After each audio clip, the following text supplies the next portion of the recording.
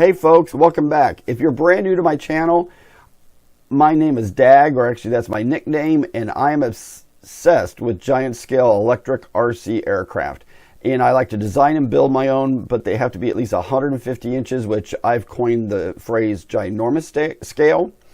And you know, the part of the hobby I love the most is designing the aircraft, building it, test flying it, and then flying it and having a blast with it. But by doing this, I've learned a lot over the last 12 or 15 years of doing giant scale, and I've been flying since '79 gliders. But my channel is to share with you some of my success and techniques that I do. This video is going to break down basically a 2.0 version of the first flight video I made. So I made a video about what you should have to think about on the very first flight of your airplane. And I got a lot of feedback through my Facebook and a couple of Gmails sent to me, basically asking questions, and I realized I kind of missed the mark on my first video. Okay, before I get too far into this, I want to do a shout out to a sponsor that has been sponsoring me and all my builds, and it's RTL Fasteners. They have bolts, nuts, blind nuts, servo screws, you name it, they've got it. Right now, if you go to their website and use the top secret code DAG25, you'll get 25% off any order you spend more than $25 on. So spend $25, $25.01, but don't spend $24.99, but spend $25 or more, and you can get 25% off your order. Okay? So when we think about the first flight of an aircraft, if it's an ARF, something that we bought that came out of a box and we assembled, it's already been designed. It's already been basically figured out how the CG, the throws of the controls, all of that is already pretty much figured out. But if you're going to scratch build or build your own airplane or build a Frankenstein plane, there's a lot more that we need to think about. One of the people that reached out to me said that, what is the minimum that I need to do to my place to get it in, to do to my airplane to get it into the air? Well, you know, I had to think about how to answer that, because I've never thought about what's the minimum it's going to take to keep my heart running, or what's the minimum it's going to take for me to drive from point A to B. If I'm flying a full-scale airplane, what's the minimum it's going to take me on fuel to get there? You always want to have a half hour, 45 minutes of reserve. So I don't like that word, what's the minimum it takes to get into the air, because this person said, and we've communicated, and we've got great relationship. I'm not knocking them in any way. But they said, basically, if I got a checklist, I know that my CG, my Q wing loading's right, I know my airframe's straight, do I really need to worry about all the other stuff? Well, it depends on the plane. If it's an ARF, that checklist right there might work. But if it's something you're completely building from scratch yourself, you might want to consider everything that's in red right here. And I'm going to break this down a little bit in a minute, but I guess the thing is it depends on the type of aircraft you're taking to the air. And early on, when I first started scratch building my airplanes, where I did my own drawings, built the airplane, my knees shook when I would fly that airplane. Even today, sometimes my knees will shake a little bit once I've landed. But all of us have a different passion toward our planes. Some of the ARFs that I've assembled and take off, I don't even worry about it flying. I mean, I make sure the ailerons are moving in the right direction. I make sure the center of gravity is right and all of that. But to be honest, I just kind of, you know, I always tell everybody, just don't send your airplane. When it comes to an ARF, if I know that the radio has been range checked, the CG's right, I know I've got the right battery in there for the, that's recommended. You know, I'll take it up in the air and get used to it and say, yep, it's a good airplane, then I'll keep flying it. But when you're scratch building something from nothing, especially if you build something that's over 80 inches, well, I shouldn't even say it like that, because I've always said a small 4-pound airplane going 150 mile an hour can kill you just as quick as a 188-inch airplane that flies 35 miles an hour that weighs 61 pounds. Mass and velocity is going to give you the same type of energy depending on how it hits your brain, okay? But when you do build bigger, you're putting a lot more money into it. So just for a moment, let's not talk about safety. Let's talk about your investment in the aircraft. So I shared earlier where I talked about this checklist. If you're over 55 pounds and belong to the Academy Model Aeronautics AMA, there's a large model aircraft program where you get certified and checked off to fly your plane over 55. And I've done a whole video on that. I'm not going to break in because really there's two different parts there. There's LMA 1, which is 55 to like 77 pounds. And then from 77 pounds up to 125 is LMA 2. LMA 1 is a lot different certification than LMA 2 just because of the weight and size and the risk involved in that big of an airplane. But there's a checklist that's part of the 520-A document, and you can search on Google AMA 520-A, and in it is a really nice checklist. And I had a couple of people reach out to me and say, do you really go through that checklist every time you fly your airplane at a fun fly or at the local field? And the answer is, I really do. Now, some of these don't pertain to my airplane, okay? But it's a 4-page document, and there are certain things on this that I do at the beginning of each day of flying, and then I do for each flight. And it's listed out in this pretty clearly. But I guess what I'm trying to say here is that if you take the time to buy all the balsa wood, if you take the time to assemble an airframe, if you take the time to cover it with either glass or monocoat, if you take the time to paint it, if you take time to put landing gear in it, by the time you're done, you could have anywhere from a couple of months to a couple of years invested in this airplane. Okay, so when you start to think about the checklist and saying, well, there's just way too much there, it just becomes kind of common sense. It takes me less than 10 minutes to go through this checklist when I first set up my airplane at the beginning of the day, or I haven't flown all night. It takes me less than 10 minutes to go through this checklist to get my airplane ready to go into the air.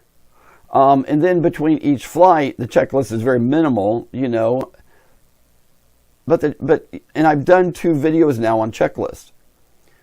I believe in the checklist. It's one reason I've flown so long without losing any aircraft. Okay, now I've done stupid things like fly inverted down the runway and try to knock over soda cans, or I've tried to fly between power lines. You know, I've done stupid things that crashed airplanes.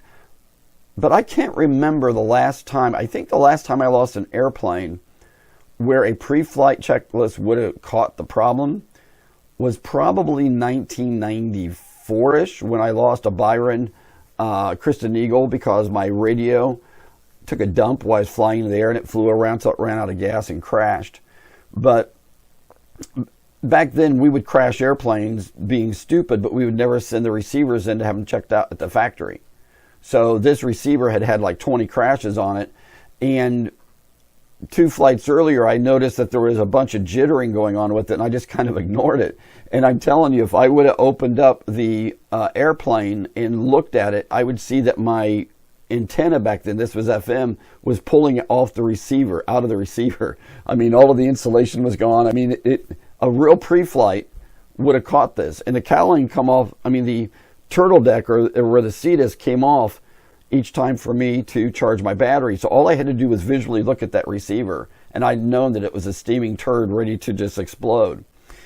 But then what I kind of missed on my other video, and I'm going to jump around a little bit here, is I didn't talk enough mechanically.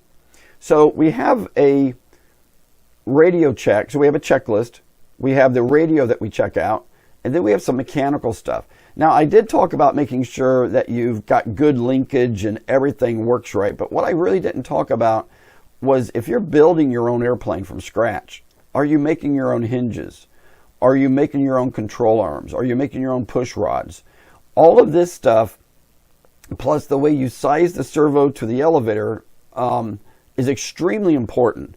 And here's a little calculator I created in an Excel spreadsheet that you can figure out how big your flying surfaces are and then calculate how much torque you need to move them. But you need to think mechanically also about how the servos are mounted. You need to think mechanically how anything, if it vibrated loose or if it didn't work mechanically right, could it inherently be dangerous to the airframe and then dangerous to somebody on the ground. Okay? I don't know how many times I've designed something, set it up in the airplane, and then I start moving the controls around, kind of bench flying the airplane, and realize, boy, that doesn't look very good, Damon. That's not very, I don't know if that's going to be very good in the air. And then I've redone it. One of the emails I got was a person who just took the plane up in the air and actually did not have a screw in the servo arm. And the servo arm popped off the servo. And it was on one aileron, luckily. So they were still able to fly and land the plane. But the loose aileron fluttered. And they couldn't figure out, they heard the flutter and they knew something wasn't right. And they landed the airplane and the aileron's just kind of hanging there. And they're like, oh my gosh, my control rod broke. Well, then they opened up the servo hatch and realized the servo arm had fallen off the servo because they had forgot to put a screw in the servo. Pre-flight checklist would have caught that. But that was a mechanical failure. Okay? Now, when we get into radio, and I touched on radio last time, but this has happened again. I had somebody reach out to me and says, look, I'm flying Futaba, I'm flying Futaba S-Bus, and I can't quite figure out how to make this all work. And they reached out through email, so we got on the phone together, and I started talking to this, I always say anybody under 25 is young man, so young man who's under 25. And Futaba has regular channels that come out of the S-Bus receiver that you can plug into a regular servo and use it just like a regular radio we have. Or they have an S-Bus out, which is basically like a network. So any S-Bus servo you plug into that network has to be programmed. So if you're not familiar with S-Bus and you buy an S-Bus system, you're not running S-Bus when you just plug a servo into the receiver, like channel 1 through 7 or 6 or whatever it is on the receiver. You're still using a regular servo running off a regular servo output of a receiver. Okay? But there is it's the same servo plug, and it says S-Bus. When you plug into that, now you got a network, and one wire can run all your servos. But those servos either have to go through an encoder or they have to be an S-Bus servo that is programmed. So let's say you had 2 servos on the elevator and you would program them both. Let's say channel 2 is your elevator, or what is it? 1's aileron, 2 I think is elevator. Yeah, 3 is throttle and 4 is rudder, I think. So let's say channel 2 is your elevator, and I might have that wrong. Your mileage might differ. But if you put two servos on your elevator and you don't program them, and the way that you program S-Bus is you actually plug the servo into the back of the receiver and you go through some things inside the transmitter. I'm sorry. You plug the servo into the back of the transmitter and you go in there and you assign the S-Bus channel. So if you want it to be on your elevator, you'd assign it channel 2 if channel 2 is what you're using on the S-Bus network to run that servo. Okay? So the reason I'm diving into this radio stuff is you've got to know your radio. And you've also got to know what all the switches are. I've fundamentally done something wrong on my radio setups that I'm trying to slowly teach myself and change myself, is that when all my buttons are forward, they're in the position I want for takeoff. Okay? So landing gear, forward is down, toward me is up. Okay? But I've always done my landing gear differently. I would always have forward as down and toward me is up. So, or I just said that backwards. But you need to make sure that when you're ready to take off in your takeoff configuration, all your buttons are facing one direction. That way you know if anything is not set right. You know if anything's flipped wrong. Sure, you can have a checklist for your transmitter to say this one's forward, that one's backward. But, and I've always been kind of wrong in the way I've set up all my switches on my radios. But I've learned, as I get into more complex aircraft, that for my takeoff configuration, I want all of my buttons forward. That way I look at my radio, I know I'm good to take off. Okay? Now that could vary, that depends on your taste. I'm just trying to help you that if you've got a really complex bomber or something and you're going to do that first test flight, it's really easy to know where your switches are. Now, if you don't do that, you dang better have a checklist to know where all your switches go, okay? There have been so many planes crashed on the first flight because of radio issues, reversed ailerons, having switches configured wrong, having your, if it's a multi-engine gas airplane or glow fuel or whatever, petrol or internal combustion, it's possible that when you set it up that when you're at full throttle on the stick, your carburetors are wide open. When you're all the way back at idle, all your carburetors are at idle. And when you pull down your trim, all the carburetors close.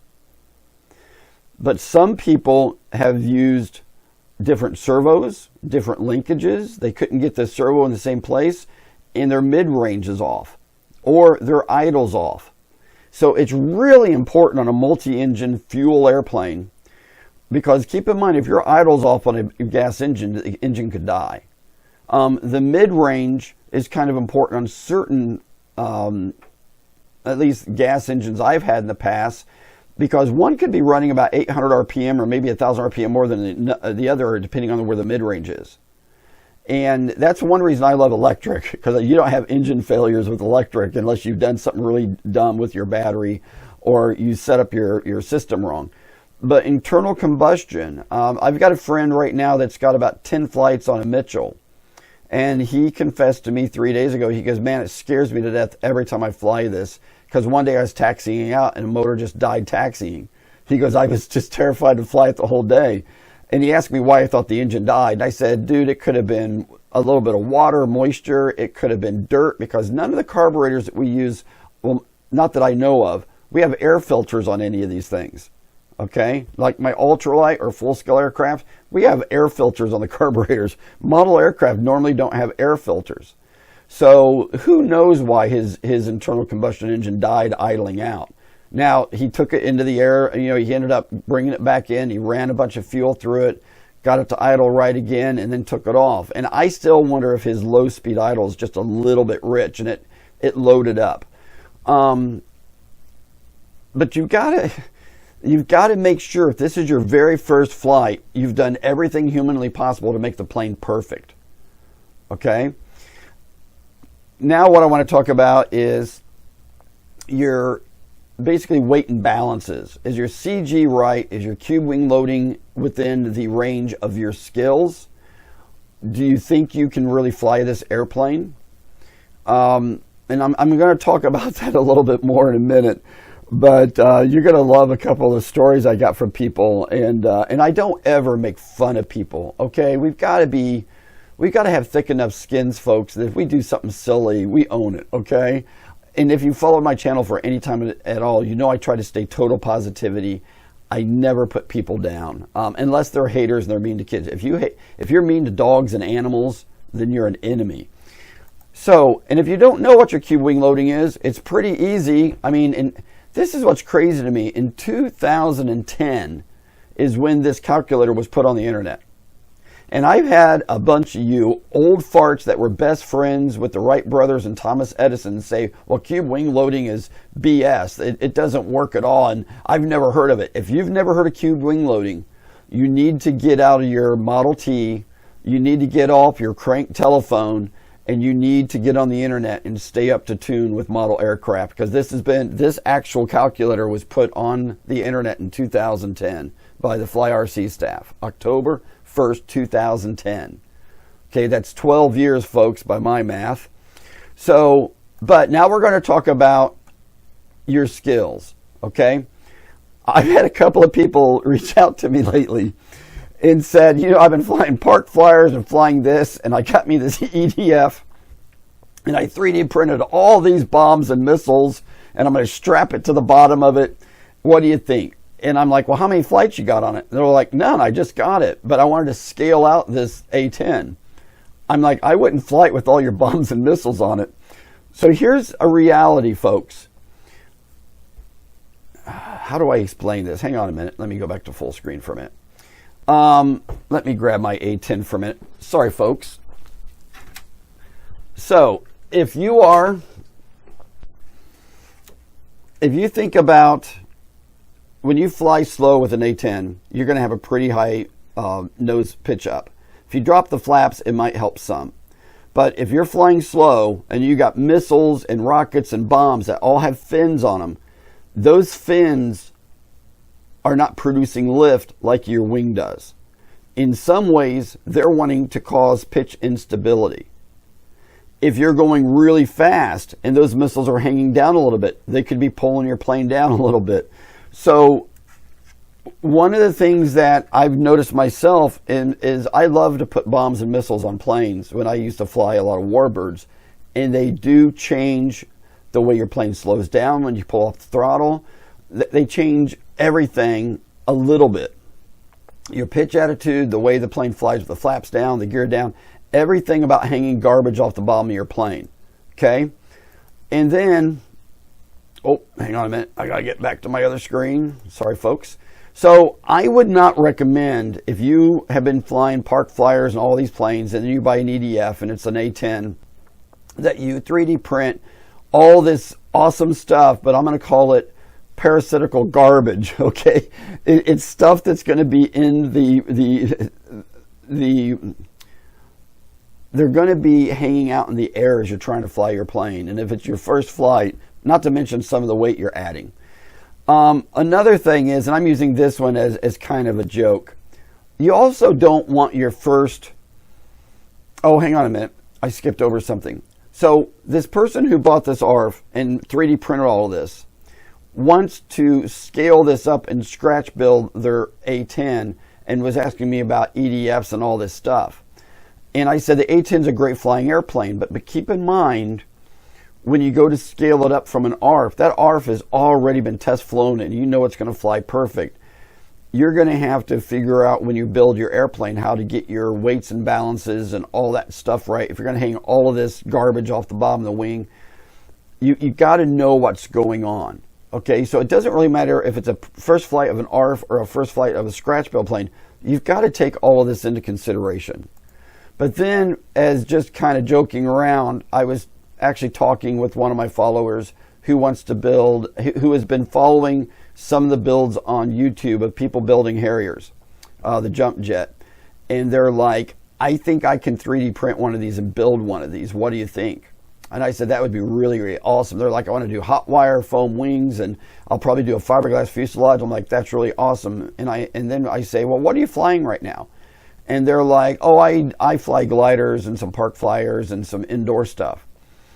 And I'm like, do you fly helicopters? Oh, no, I don't fly helicopters. I'm like, okay, well, if you're going to make a real jump jet, you might want to get a little bit more skills before you maybe spend $1,000 or $1,500 or $5,000 on one of these things, and then decide to make that your first plane that you're scratch building.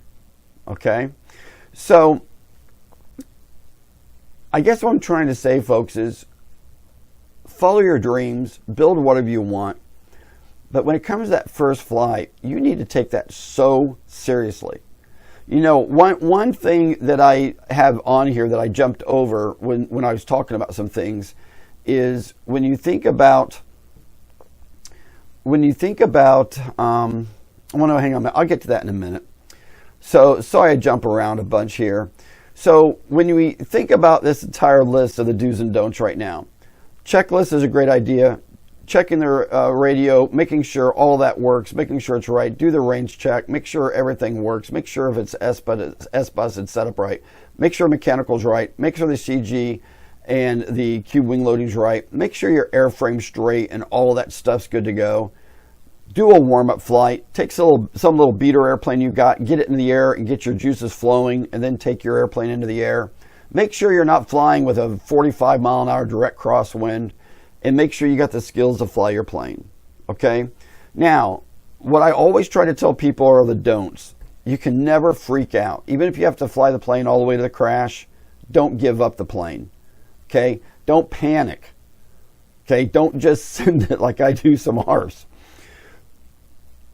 You've got to make up your mind that when you taxi out there, before you advance that throttle, that you're capable of flying this airplane and you know it's going to fly kick ass. You can't go out there thinking, God, I don't know if I can fly this, and man, I don't know if I built it straight. Okay? Well, you could, but I'm not recommending it. And for me, my success has come from literally, and I kid you not, when I take a really important plane out to fly it, and I take my beater plane up in the air, I kind of fly my beater plane the same flight regiment that I'm going to do with my brand new experimental plane. So I'll take off, I'll fly the pattern, I'll do some figure eights, I'll do some slow fly it really, really slow until it starts to stall. And then I'll do a couple of touch and goes, and then I land. And then I literally go get a Mountain Dew or an A&W and just relax, sit in my lawn chair for a couple of minutes. Then I go through my final checklist of the airplane. And I've already done some taxi testing, but I don't recommend high-speed taxi testing unless you're ready to take off. I've had one airplane where I was doing some, well, it was a Thunderbolt P-47. I was doing some pretty high taxi testing, and the place I was testing it at had a little hump in the grass. And when I went across it, the plane went airborne. And I tried to settle it in, but I started getting to a pilot-induced kind of oscillation because my throws were too far. So I just went ahead and went slowly to full power and took it into the air. And my buddy behind me goes, "Did you mean to take off?" I said, "No, but it was better than crashing it." I flew it around, turned my dual rates down to low, and landed it fine. So if you're going to do high-speed taxi testing, you better be ready to accidentally take off, okay? But you know, the reason I like doing this type of video, everybody, is people look at this airplane and go, "Oh my gosh, how could you ever fly it? How could I ever not fly it if I spent all that time building it?" Okay? First of all, this thing takes up so much stinking room. It's not like it can sit on my dining room table and let me just sit there and mentally look at it and go, "Oh, what a beautiful airplane." Nobody would build an airplane this big and not fly it because it takes up so much freaking room. And this is a picture of the test flight. And I always look at this. This airplane was the big yellow banana at the time. Had no wheel pants, no wheel skirts. It was bare bones airplane. But when you think about, I'm over about 140 flights on it now, I must be doing something right. And that's the reason I try to bring these type of videos to you, is that if this kind of airplane has this kind of success being designed in my noggin, you could probably scratch build just about anything yourself. But just think about your resources, your skills, and don't just send it. And then you've got airplanes like this. This is my MSL-1, 197-inch wing. This airplane has over 1,350 flights on it before I retired it to my attic. I'm going to put this on floats one day. But I guess the best way for me to describe, it doesn't matter if it's a flight test airplane, which, by the way, I think flight test absolutely rocks and rolls. It doesn't matter if it's a Frankenstein that you use some hot melt glue and some poster board, particle board, maybe some titanium or unobtainium, whatever you build it out of. It doesn't matter what it is. You've got time in it, money, your passion, and you need to set yourself up for the best possible percentages of having success. And if you don't have the success, you need to think why. Was the CG off? Was it too heavy? I've got 3 followers now that are building little Gillows kits that are turning them into RC. One of them had like a 50-ounce wing load, and I don't think it flew very good. But here's the thing, ladies and gentlemen and boys and girls. There's nothing wrong with, there's a saying out there that we learn a lot from failure.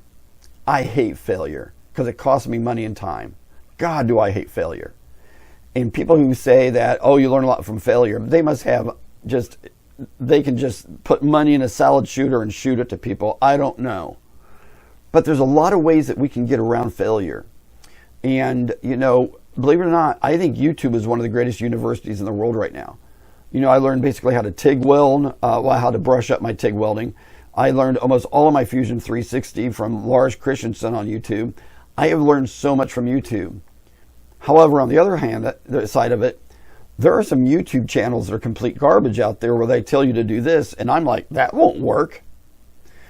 So hopefully you can find people like me that's trying to share with you things that really worked.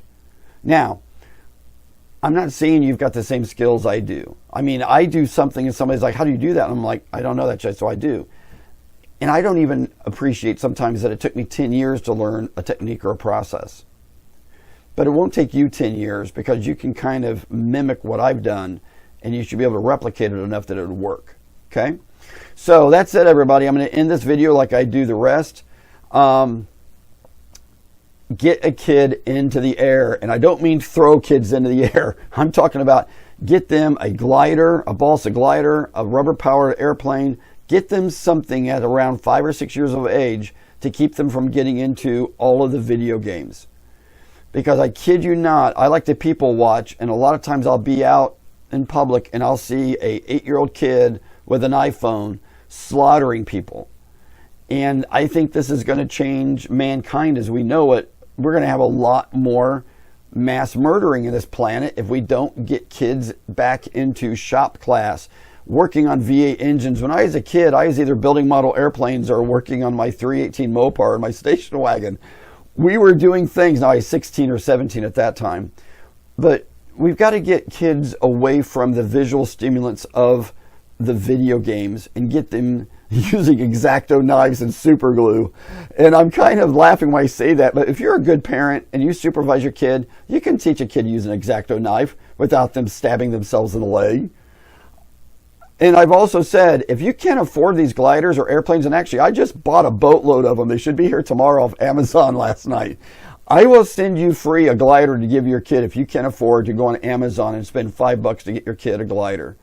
Okay, because I'm telling you, you put a glider in a 6-year-old hand and teach them how to throw it, how to make it turn left and right, how to do loops, and it will start to change that kid's life. And never forget, aviation has physics, science, math, cool people.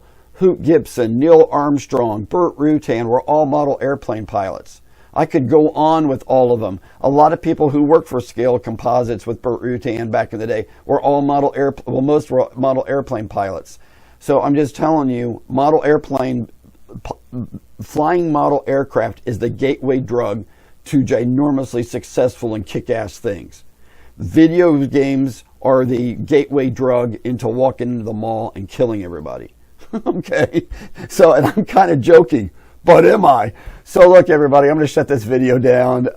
If you're one of my longtime followers, you know I like to have fun with this, but I'm serious about getting kids involved in model aviation. And if it's not that, if there's a shop class in any of your schools, if there's a local someplace they can go to learn to use saws and drills and band saws and welders and jackhammers, whatever the hell it is, keep them away from the video games until they're about 15, okay? Unless it's a flight simulator. And I don't call that a video game. I call that a teaching tool. So rock on, everybody. I'll talk to you next time. Stay cool, rock on, and please get a kid flying airplanes. Don't throw your kids into the air. Get them flying gliders, okay? And I'm dead serious. My Gmail will be in the bottom information down here. If you can't afford a glider for your kid, send me an email and I'll send your kid a glider. Just give me their name, their age. Now, don't give me any of that junk because that might be kind of creepy if you're giving me your address. Just give me mom and dad's address, where to send the airplane, and I'll send the airplane. And if you're ripping me off, I don't give a flying crap. I'll still send you an airplane. Okay, so rock on, everybody. Stay cool. Have an awesome day, and see you next time. Bye.